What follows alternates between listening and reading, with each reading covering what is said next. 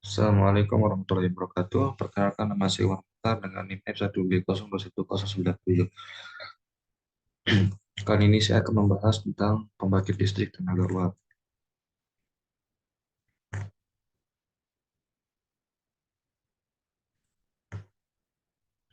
Latar belakang pembangkit listrik tenaga uap merupakan pembangkit listrik andalan dan menjadi kebutuhan utama bagi industri di dunia.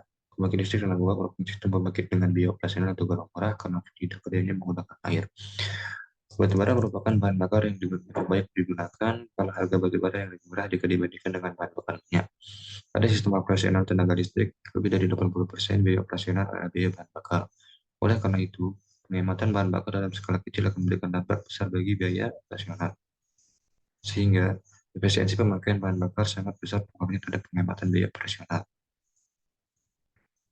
Efisiensi boiler adalah prestasi kerja atau tingkat untuk kerja boiler yang didapatkan dari perbandingan antara energi yang diberikan dengan energi yang digunakan oleh pembakaran bahan bakar. Efisiensi boiler merupakan hal yang penting dan menjadi pembahasan utama dalam setiap pembangkit listrik.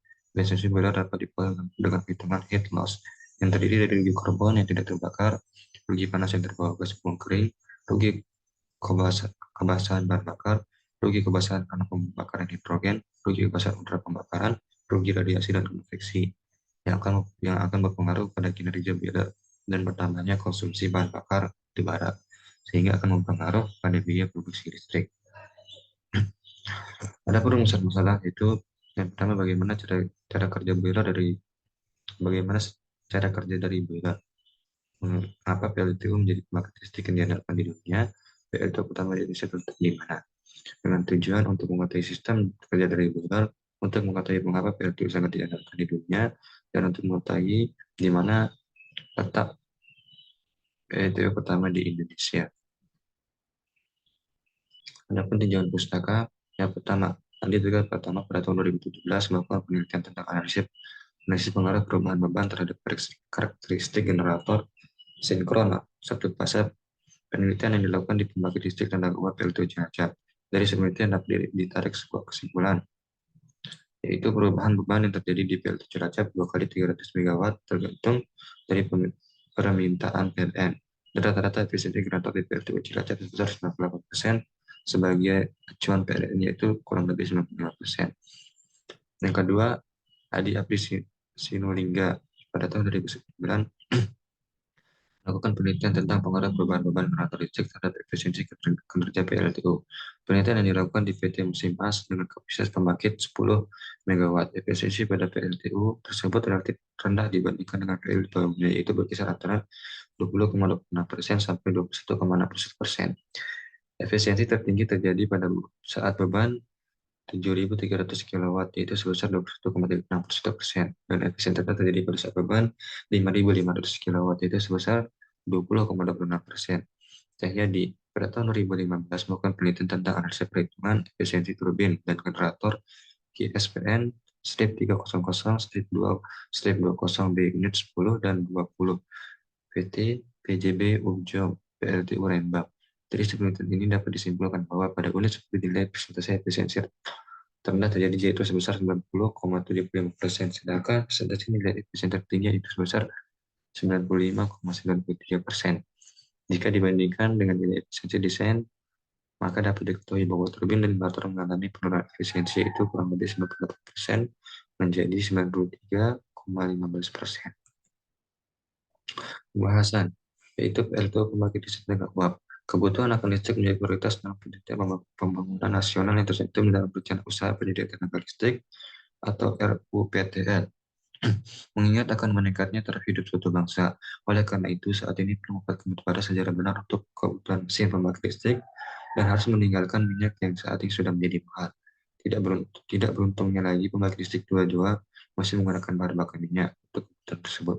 Sehingga dalam beberapa tahun ke depan perlu pembangunan pembangkit listrik tenaga uap dengan bahan bakar batu bara. Pembangkit listrik tenaga uap atau PLTU menghasilkan listrik lewat pembakaran batu bara yang dikonversi menjadi uap dengan bantuan boiler sebagai alat panas air. Uap yang dihasilkan melalui boiler digunakan untuk memutar turbin generator sehingga menghasilkan tenaga listrik di generator. Energi listrik yang dihasilkan oleh generator harus dinaikkan tegangannya sebelum dikirim melalui jalur transmisi atau transmission line. Komponen peralatan yang paling vital pada PLTU adalah boiler.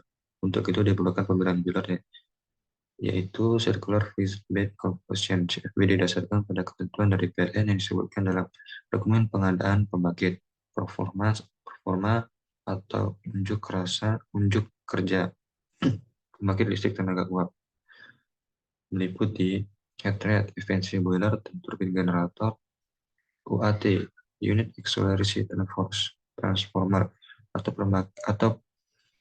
pemakaian listrik untuk keperluan sendiri, dan efisiensi plant atau pembangkit secara keseluruhan. Head rate atau tara kalor adalah kalor yang dibutuhkan untuk menghasilkan suatu kWh, di mana head rate akan semakin meningkat dengan semakin bertambah umur suatu pembangkit listrik yang berbanding terbalik dengan efisiensinya. Efisiensinya akan semakin menurun dengan bertambahnya umur pembangkit listrik.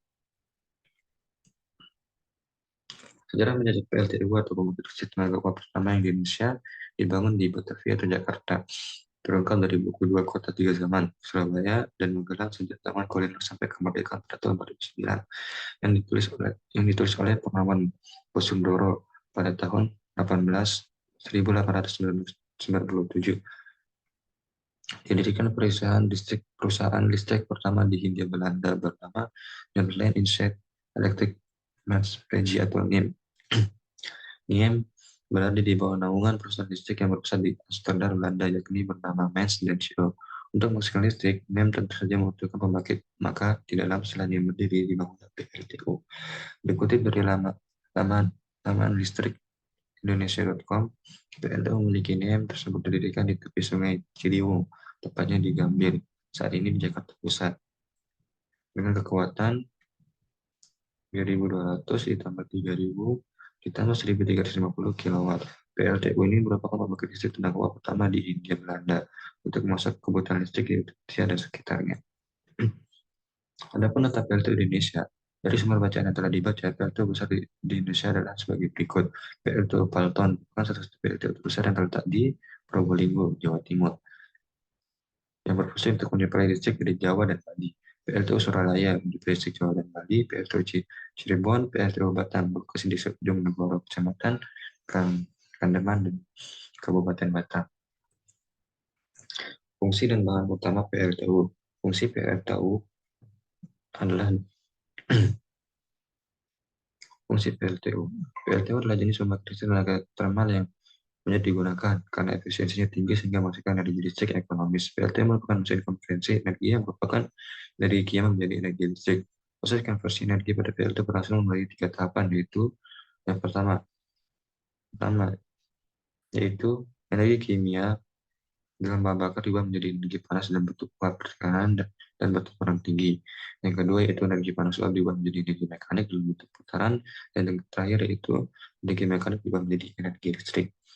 Bahan utama PLTU.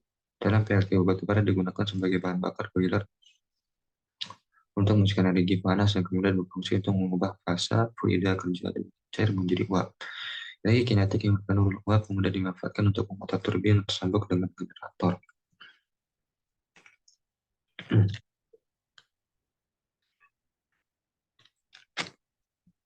Adapun cara kerja PLTU dapat dilihat sebagai siklus berikut.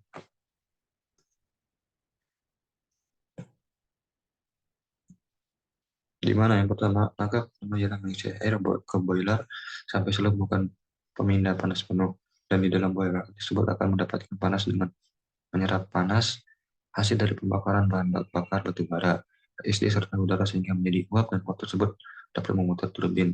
Yang kedua, yaitu uap yang dihasilkan dari bara tersebut yang merupakan uap bertekanan tinggi dengan temperatur tertentu, maka selanjutnya akan diarahkan untuk memutar turbin HP atau high pressure, dependent pressure, dan LP low pressure, sehingga menghasilkan energi mekanik yang berupa putaran.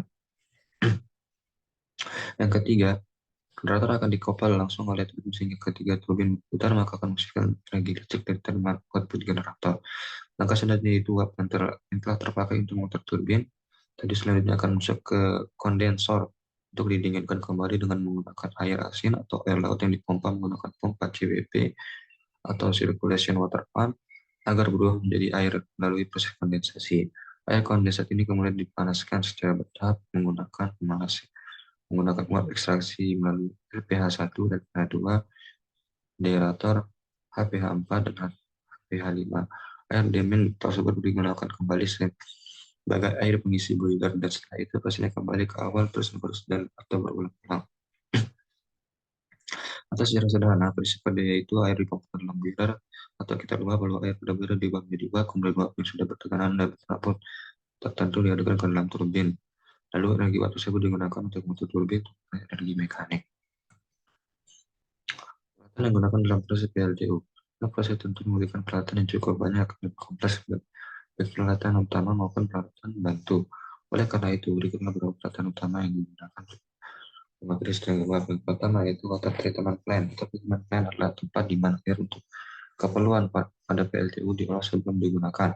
Sumber air dapat dipilih dari laut, sungai, ataupun danau. Tahapan pengolahan air yang pertama adalah di water treatment. Pada tahap ini, air dari sumber terlebih dahulu disaring oleh track agar sampah dan benda-benda besar tidak masuk ke sistem. Setelah itu, air diendapkan ke partikel-partikel keringan yang masuk mengendap di dasar air. Kemudian air ditambahkan zat-zat kimia seperti klorin untuk melemahkan bakteri dan mikroorganisme yang dapat menyebabkan kerak-kerak pada pipa. Tahapan selanjutnya adalah desalinasi yang berfungsi untuk menghilangkan kandungan garam pada air, terutama jika sumbernya adalah air laut. Tahapan terakhir itu demineralisasi atau menghasilkan mineral yang dapat merusak peralatan dengan melalui proses penukaran ion.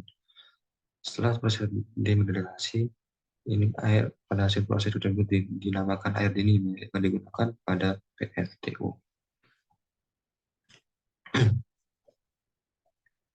Yang kedua yaitu boiler. Boiler itu sendiri berfungsi untuk mengubah air menjadi uap. Boiler terdiri dari pipa pen dengan isi air damin sebagai bahan bakunya. Bahan bakar boiler biasanya adalah batu bara, namun bisa juga menggunakan natural gas atau oli.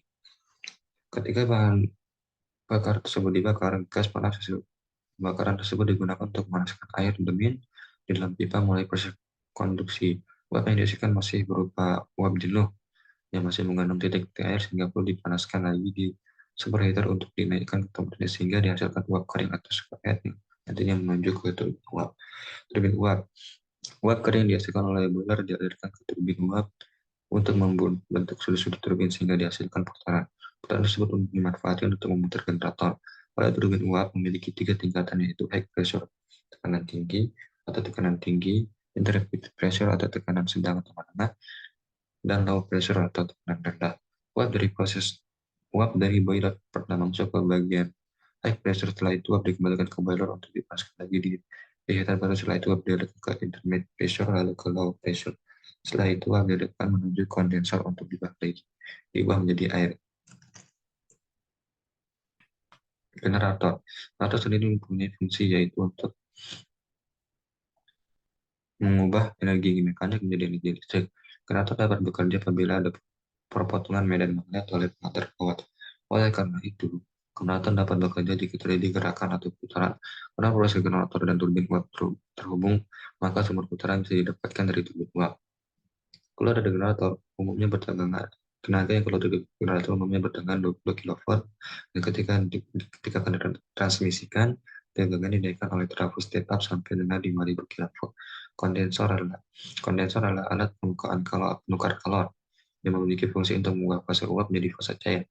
Di dalam kondensor terdapat pipa yang dalamnya mengalir air pendingin, sedangkan di sekitar uap pipa tersebut penuh dengan uap panas keluaran turbin uap. Ketika air mengalir dari pipa kondensor, maka akan terjadi perpindahan panas dari uap ke air. Setelah konduksi melalui pipa sehingga uap pengalaman kondisi berubahnya di fase cair. Air setelah kondensasi tersebut nantinya akan digunakan kembali di boiler. Cooling tower.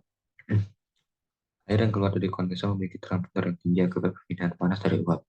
Agar air bisa digunakan kembali, maka temperaturnya perlu diturunkan lagi oleh cooling tower dengan cara mengkontakkan air tersebut dengan udara. Ketika temperatur ini cukup rendah, maka bisa digunakan untuk mensuplai air ke kondensor lagi.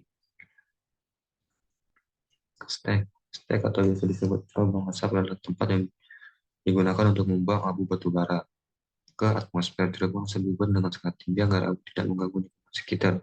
Bagaimana batu bara dibakar saya terlebih dahulu melalui berbagai treatment, mulai dari penyaringan untuk partikel-partikel besar sampai ke ESP, electronic precipitation, atau menyaring partikel-partikel yang sangat kecil.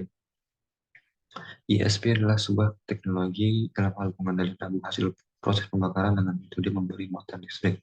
Prinsip kerja ESP itu dengan memberi muatan yang negatif kepada abu hasil pembakaran oleh beberapa elektroda jika sebelum dibuka atmosfer, sehingga telah dilakukan upaya untuk meminimalisasi polusi. Kelebihan dan kekurangan PLTU. Adapun kekurangan berganti PLTU sendiri yaitu kelebihan PLTU itu harga batu bara jauh lebih murah dibandingkan dengan bahan bakar tenaga angin, biomasa maupun surya. Dapat bekerja secara berkelanjutan selama 24 jam. Jumlah cadangan batu bara di Indonesia sampai saat ini masih sangat melimpah. Kekurangan PLTU yaitu PLTU menghasilkan banyak gas rumah kaca, turbin angin menghasilkan 8 kali lebih rendah dibandingkan dengan CO2 dari PLTU, dan juga PLTU tidak ramah terhadap fauna di sekitar pembangkit. PLTU termasuk bukan pilihan terbaik untuk dijadikan sebagai pembangkit listrik dikarenakan PLTU sendiri masih menggunakan energi yang tidak bisa diperbarui. Contohnya yaitu batu bara.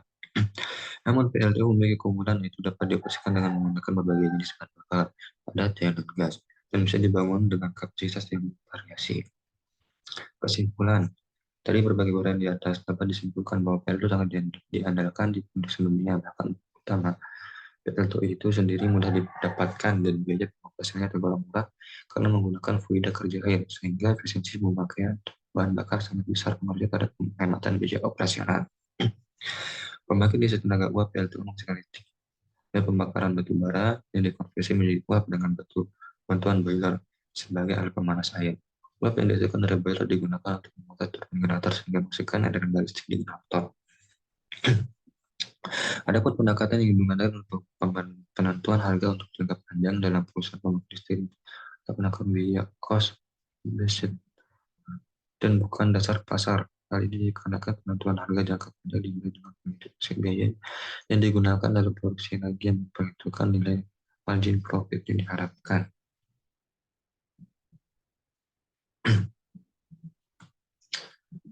Adapun komponen utama yang terdapat dalam sistem PLTU adalah PMP, pompa, boiler, turbin uap, dan kondensor. Prinsip kerja PLTU yang sederhana, yaitu air dipompa ke dalam boiler atau filter uap, lalu air pada boiler diubah menjadi uap. Kemudian uap yang sudah bertekanan dan bertemperatur tertentu dialirkan ke dalam turbin uap, lalu energi uap tersebut digunakan untuk memutar turbin untuk memperoleh energi mekanik. Cara singkat dan siklus dalam pengoperasian PLTU. PLTU juga memiliki kelebihan dan kekurangan seperti pada umumnya semua alat ataupun mesin. Tentu mesinnya memiliki kelebihan dan kekurangan. Kurang lebihnya mohon maaf. Sekian dan terima kasih. Wassalamualaikum warahmatullahi wabarakatuh.